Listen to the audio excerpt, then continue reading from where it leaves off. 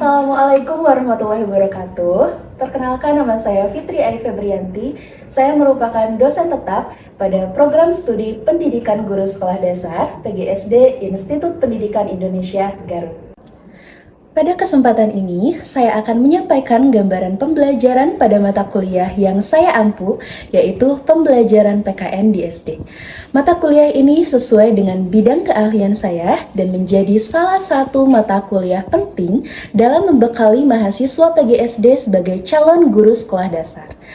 Mata kuliah ini memiliki kode GSD 2227 berbobot 2 SKS dan diberikan kepada mahasiswa PGSD semester 4. Selain itu, mata kuliah ini diselenggarakan dalam 16 kali pertemuan tatap muka yang terdiri atas 14 kali pertemuan pembelajaran, 1 kali ujian tengah semester, dan 1 kali ujian akhir semester. Pembelajaran dalam mata kuliah ini mengacu pada CPL 2 program studi PGSD, yaitu mahasiswa mampu merancang, melaksanakan, dan mengevaluasi pembelajaran di sekolah dasar berdasarkan pemikiran logis, kritis, kreatif, inovatif, sistematis, serta mampu beradaptasi terhadap perubahan yang dihadapi. Berdasarkan CPL tersebut, mata kuliah ini memiliki 7 CPMK yang sudah tervalidasi oleh Ketua Program Studi PGSD. Ruang lingkup materi dalam mata kuliah ini mencakup yang pertama, konsep dasar PKN dan pendekatan PKN sebagai pendidikan, nilai, dan moral. Yang kedua adalah model pembelajaran PKN untuk pengembangan warga negara. Yang ketiga adalah literasi kewargaan dan HOTS dalam materi PKN. Yang keempat, kajian kurikulum PKN SD. Yang kelima, telaah materi PKN SD, pengembangan materi ajar, pendekatan, dan sumber belajar.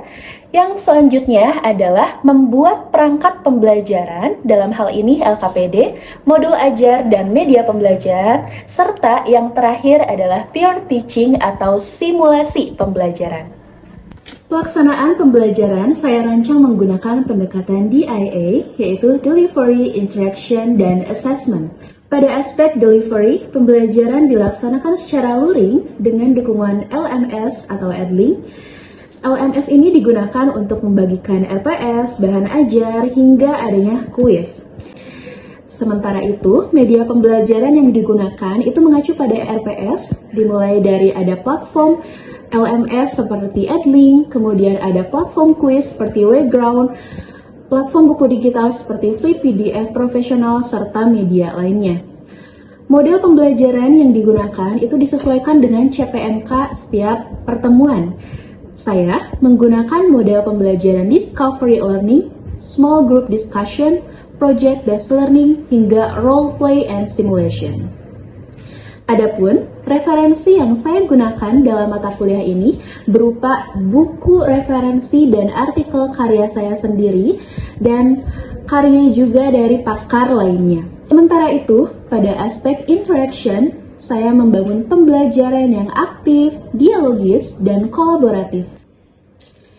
Lalu, pada aspek assessment, penilaian dilakukan secara formatif dan sumatif sesuai dengan RPS. Penilaian formatif dilakukan selama proses pembelajaran melalui observasi keaktifan, kuis, tugas individu, tugas kelompok, proyek, dan penilaian unjuk kerja. Baik, berikut ini merupakan tayangan praktik video pembelajaran mata kuliah pembelajaran PKN Sekolah Dasar. Selamat menyaksikan. Assalamualaikum. Waalaikumsalam warahmatullahi wabarakatuh. Sampurasun. Gimana kabarnya? Alhamdulillah, luar biasa. Allahu Akbar. Oke, alhamdulillah ya teman-teman. Oke, sudah siap ini? Sudah siap belajar? Sudah. Sudah siap ya? Oke, sebelum belajar coba kita berdoa terlebih dahulu. Siapa yang mau pimpin doa? Mardian. Oke. Baiknya sebelum belajar, mari kita berdoa dalam hati. Mulai. Baik teman-teman, sebelum perkuliahan dimulai, kita akan cek kehadiran terlebih dahulu. Siapkan dulu adlinknya ya. Ya, Bu. Oke, kita akan cek melalui adlink. Silakan. Oke, coba kita akan lihat apakah hadir semuanya. Oke, hadir semuanya ya. Oke, bagus. Nah, alhamdulillah pada kesempatan ini kita bisa bertemu di mata kuliah pembelajaran PKN SD. Nih, ada yang masih ingat materi minggu lalu? Siapa? Perangkat pembelajaran. Perangkat pembelajaran tentang apa aja tuh? Iya, Bu. Oke, Modul ajar sama bahan ajar. modul ajar dan bahan ajar. Oke, ada yang bisa menebak hari ini kita akan belajar apa? Modul ajar FPP. Modul ajar RPP. Kalau nggak salah media. Oke, kalau tidak salah media betul. Berarti sudah melihat RPS Ibu ya. Oke, bagus. Jadi teman-teman nanti RPS-nya bisa diakses di adlink ya. Oke. Nah, betul. Hari ini kita akan belajar tentang pengembangan media pembelajaran PKN SD. Ini adalah materi di pertemuan 12, teman-teman. Tujuan pembelajarannya CPMK 6, yaitu mahasiswa mampu mengonstruk dan menjelaskan cara membuat perangkat pembelajaran dimulai dari LKPD, modul ajar, dan media pembelajaran. Lalu tujuan perkuliahannya, mahasiswa mampu merancang blueprint media pembelajaran PKN SD, baik berbasis digital maupun non-digital, yang inovatif, kreatif, sistematis, dan relevan dengan karakteristik materi PKN SD. Ya. Oke, sebelum kita lanjut ke materinya, coba teman-teman amati di sekitar kalian. Coba amati apakah benda-benda yang ada di sekitar kalian bisa dijadikan bahan atau medium atau perantara untuk menyampaikan materi? Bisa. Coba, siapa yang berani Ada berpendapat? whiteboard, Bu. Itu Whiteboard buat apa? Buat untuk menjelaskan lebih detail kepada anak-anak. Oke, kemudian apa lagi? TV itu. TV. Bagus, TV. Buat apa TV?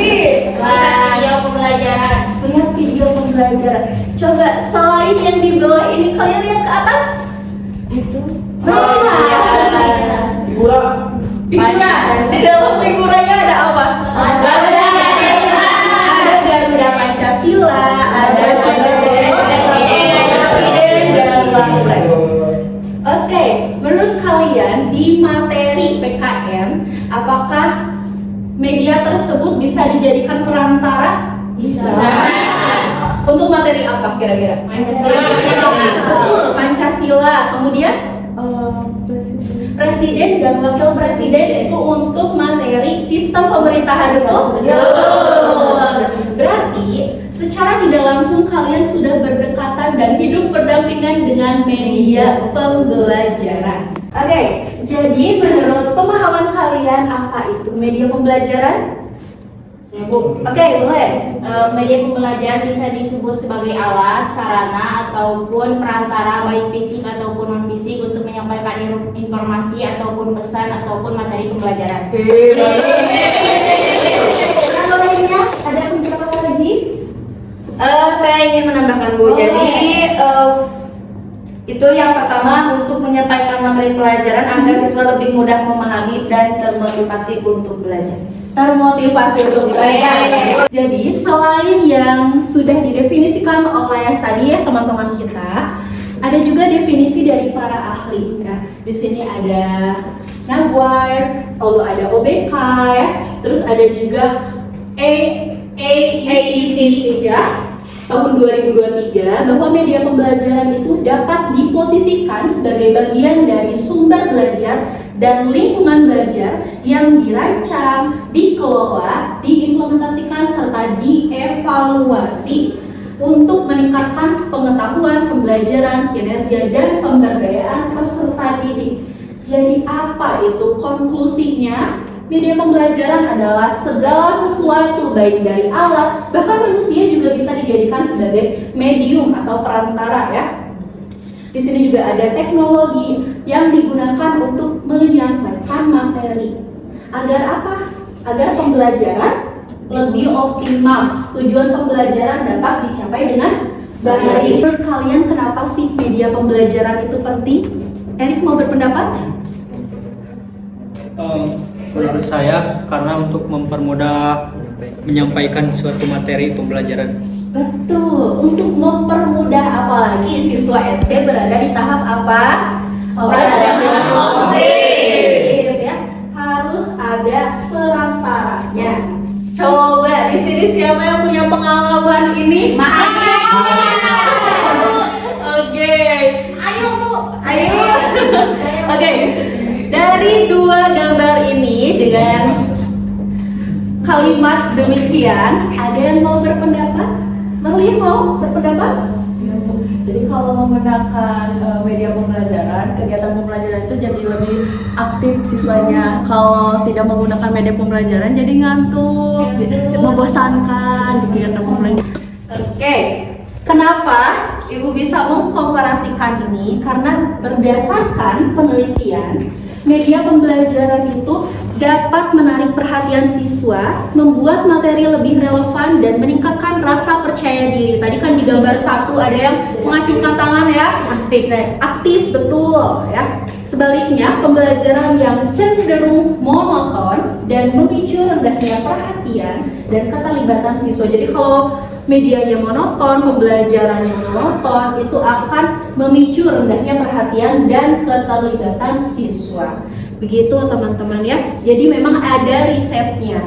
Sekarang kita akan bahas terkait dengan jenis-jenis media pembelajaran. Yang pertama ada media cetak atau visual ya. Kayak gimana tuh? Buku teks.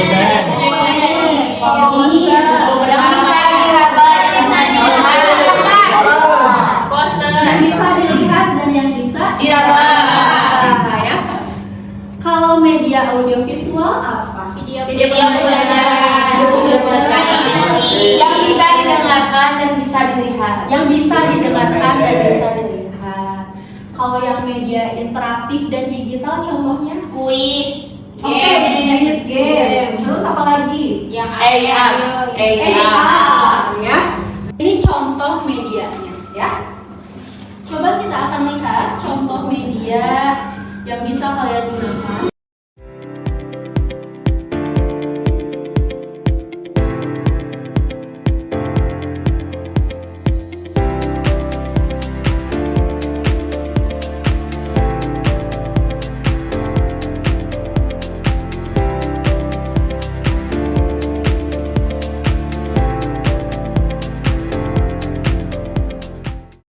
Coba di tayangan video itu kira-kira ada nggak media pembelajaran PKN yang terselip?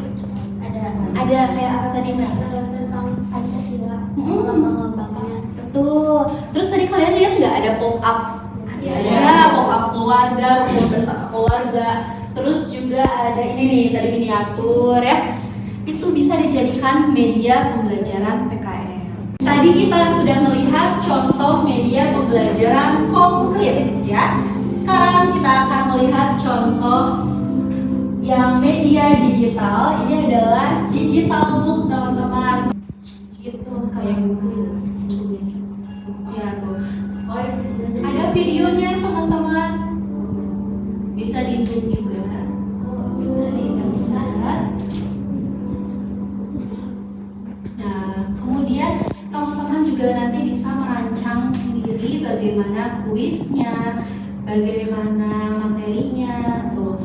Dan di sini hasil digital book Ibu mengemukakan atau menonjolkan potensi lokal yang ada di Garut. Nih, jadi ada komik Pancasila tapi menjelajah Cangkuang. Tuh ada Burayot ya teman-teman ya. Tuh, ada sebelah Mamang Rafael ya. Tuh ada situ Cangkuang, ada rumah adat Kampung Pulo, ada museum situs budaya Itu teman-teman ya, contoh media digital pada pembelajaran PKN SD. Sebelum kita membuat blueprintnya, kita akan kuis dulu. Kuisnya per kelompok ya teman-teman. Kita akan lihat bagaimana perolehan skornya nanti, apakah kelompok 1, kelompok 2, kelompok 3, atau kelompok 4. Oke, silakan teman-teman setiap kelompok scan saja QR-nya, kita akan melaksanakan kuis. Kita mulai kuisnya, silakan.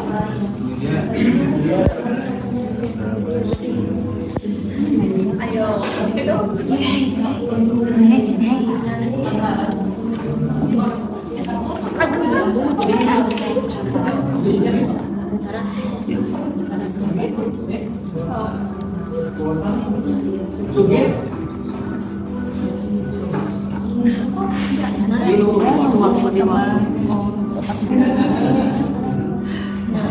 Buat meningkatkan semangat belajar media pelajar meningkatkan prestasi guru media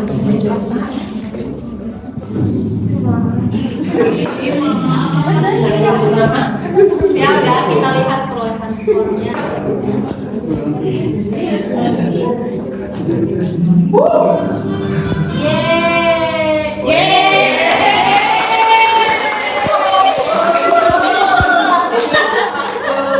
Jadi teman-teman, kita sudah masuk ke bagian PJBL atau Project Based Learning. Dimulai dari yang pertama, Ibu akan membagikan problem card. Apa itu problem card? Kartu permasalahan, teman-teman. Silakan ketua kelompoknya. Mia. Satu orang Mia. Oke, aku yang main pink Bu. Coba. Warna pink. Warna pink. Sudah duduk Bu. Oke. Silakan boleh duduk teman-teman.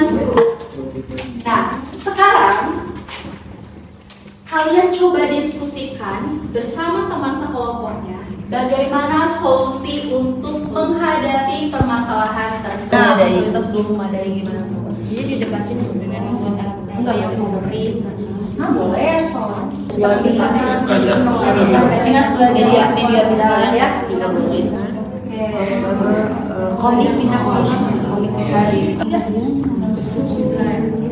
Yang berpusat pada metodenya itu ceramah ya, supaya ada komunikasi berarti harus Media tanpa internet atau proyek digital jadi konkret. kelompok 1 dulu.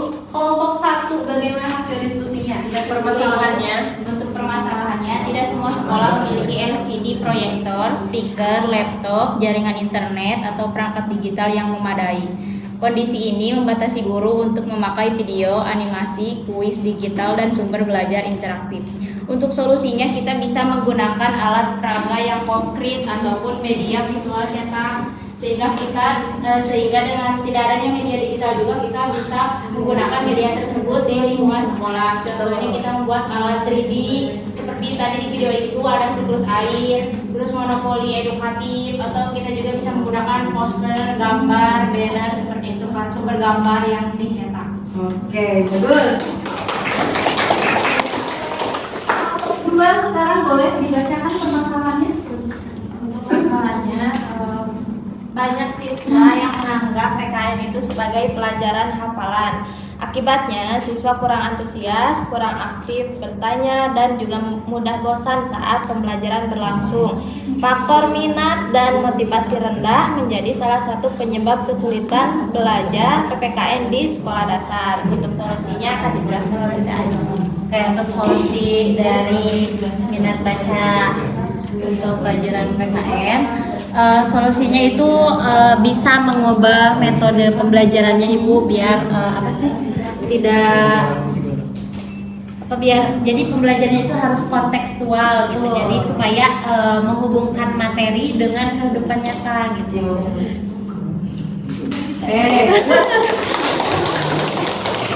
Kelompok 3 apa permasalahannya? contohnya? Pembelajaran yang berpusat pada guru. Jadi guru masih sering memakai metode ceramah, siswa lebih banyak mendengar, mencatat, dan menghafal. Pola ini membuat pembelajaran kurang dialogis dan kurang melatih sikap kewarganegaraan. Jadi solusinya adalah guru memberikan kesempatan kepada siswa untuk aktif, sehingga guru memberikan tugas untuk dibagi menjadi beberapa kelompok agar siswanya bisa saling menghargai perbedaan pendapat, musyawarah, dan diskusi terkait materi. Lalu juga diberikan metode pembelajaran yang interaktif. Oke,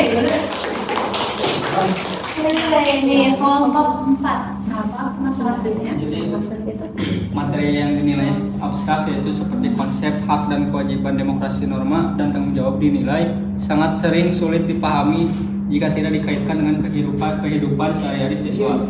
Apalagi di era digital, materi PKN ini terasa kurang kontekstual. Betul. Jadi solusinya yaitu simulasi pemilihan ketua kelas untuk memahami demokrasi secara mendasar. Oke, bagus.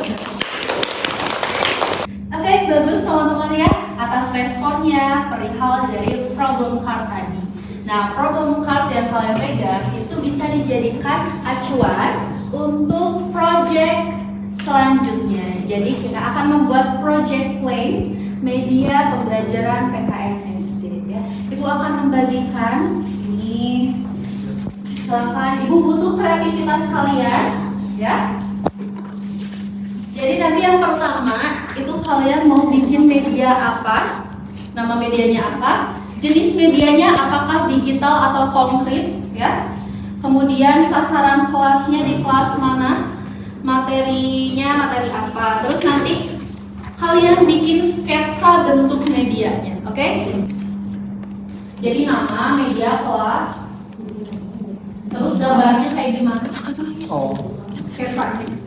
Nama medianya apa? Medianya apa? Jadi gambar 3 kubus gini, punya gambar kotak. Terus kertas origami. Hias.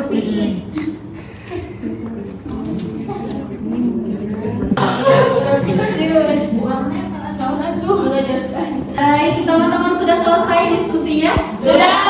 Oke, kita akan lihat ya bagaimana blueprint dari kelompok 1 sampai kelompok 4. Silakan dimulai dari kelompok yang pertama. Ya, baik teman-teman, bisa teman-teman lihat di sini ya. Ini yang pertama itu ada tulisan GP sama burung garudanya. Ya, kemudian pas dibuka itu langsung terlihat ada burung Garuda Pancasila yang terbang gagah kokoh. Ya, sekian teman-teman. Bagasi, kotak bagasi bagi tugas kehidupan. Jenis medianya itu grafis 3 dimensi berbentuk kotak interaktif seperti ini. Smartbox Pancasila, jenis medianya visual untuk kelas 2 dan materi Pancasila. Dan ini ada sketsa smartbox-nya. Jadi pas dibuka itu ada 4 lomba, ada 4 bagian. Yang satu untuk materinya, dua kotak untuk materi, 2 kotaknya lagi untuk latihan soalnya. Jenis medianya media konkret. Demokrasi yang baik dan benar. Sekali lagi kita kasih apresiasi untuk Oke. Nah, kita akan masuk ke tahap ketiga yaitu menyusun schedule atau jadwal. Berdasarkan RPS, teman-teman, jadi untuk materi pengembangan media pembelajaran ini dialokasikan untuk 2 pertemuan. Jadi kita asumsikan ada 14 hari ya untuk penyusunan media ini. Oke, hari pertama kita akan membuat blueprint. Tadi juga sudah dipresentasikan bagaimana blueprint media masing-masing. Kemudian ada pengumpulan bahan dan stock shot. Kira-kira di hari keberapa sanggupnya teman-teman? Hari keempat. Hari kedua, berarti hari kedua sampai 4 mungkin ya? Iya. Hari kedua dan sampai 4. Oke, sampai dengan 4. Kalau eksekusi pembuatan medianya Butuh 1 minggu, Bu. butuh 1 minggu, berarti hari ke-5 sampai dengan 12. 12 cukup? Cukup. Cukup, oke. Coaching klinik itu bisa kalian gunakan LMS Edlink. Jadi nanti silakan boleh berkomunikasi ke ibu. Ibu misal prototipenya seperti ini, bagaimana respon dari ibu. Ini cukup untuk waktu 1 hari, berarti hari ke-13. Untuk revisi juga bisa mungkin pada hari itu juga ya.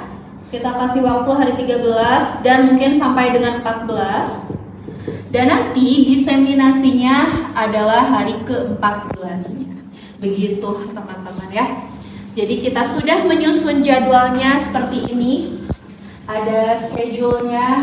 Dan nanti sekali lagi ibu tekankan untuk monitor kemajuan proyek kalian bisa gunakan LMS Edlink. Oke? Dan selanjutnya nanti kita akan bahas di pertemuan ke-13 berarti ya. Untuk refleksi diri silakan boleh di-scan. Sudah Bu. Udah.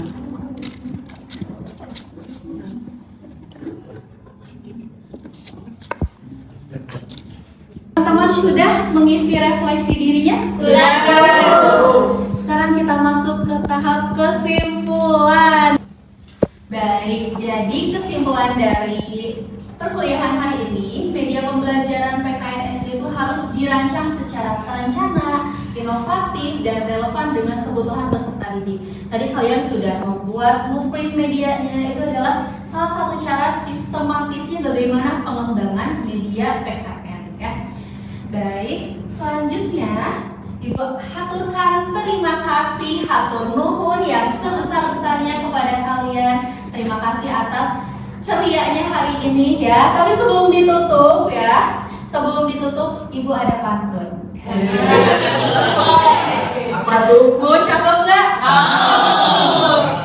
Oke, kecampuan bersama Latif. Beli dodol di toko Mangana. Jadilah guru yang kreatif agar pembelajaran lebih bermakna. Sebelum ditutup berdoa dulu. Tadi sama Mahar, sekarang sama siapa? Meli. Oke, sama Erik boleh. Sebelum kita pulang, marilah kita berdoa terlebih dahulu. Berdoa dalam hati mulai. Demikian video pembelajaran pada mata kuliah pembelajaran PKN SD di program studi pendidikan guru sekolah dasar Institut Pendidikan Indonesia Garut. Video ini merupakan salah satu syarat untuk pernyataan diri dosen dalam unjuk kerja Tridharma Perguruan Tinggi atau PDD UKTPT untuk kepentingan sertifikasi dosen tahun 2026. Sekian, terima kasih. Wassalamualaikum warahmatullahi wabarakatuh.